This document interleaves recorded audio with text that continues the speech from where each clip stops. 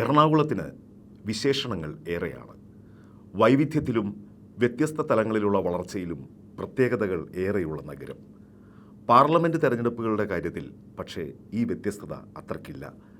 കഴിഞ്ഞ 17 ലോക്സഭാ തെരഞ്ഞെടുപ്പുകളിൽ 14 തവണയും ഈ മണ്ഡലം കോൺഗ്രസിനൊപ്പമായിരുന്നു.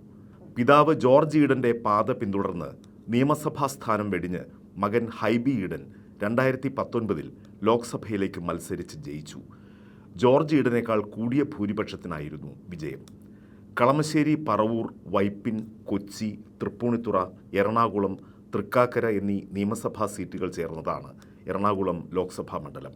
വനിതാ വോട്ടർമാർ കൂടുതലുള്ള മണ്ഡലവുമാണ്. ജനസംഖ്യയുടെ 53% വരുന്ന ക്രൈസ്തവരാണ് നിർണായക ശക്തി.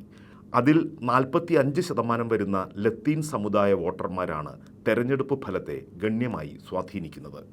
മണ്ഡലത്തിൽ നടപ്പാക്കിയ വികസന പ്രവർത്തനങ്ങൾ ചൂണ്ടിക്കാട്ടിയാണ് ഹൈബി വോട്ട് തേടുന്നത്. എന്നാൽ ഇത്തവണ ഇടത് സ്ഥാനാർത്ഥി വ്യത്യസ്തമായ ഒരു സമവാക്യം കൂടി പൂരിപ്പിച്ചാണ് മുന്നേറുന്നത്.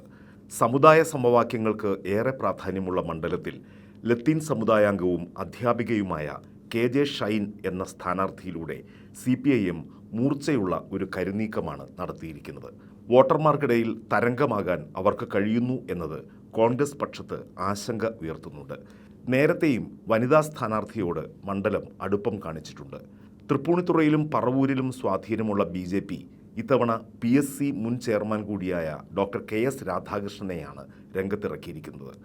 മണ്ഡലം പിടിച്ച് ഞെട്ടിക്കാമെന്ന പ്രതീക്ഷയൊന്നുമില്ലെങ്കിലും BDJSൻ്റെ കൂടി സ്വാധീനത്തോടെ വോട്ട് വിഹിതം വർദ്ധിപ്പിക്കാമെന്ന പ്രതീക്ഷയിലാണ് BJP.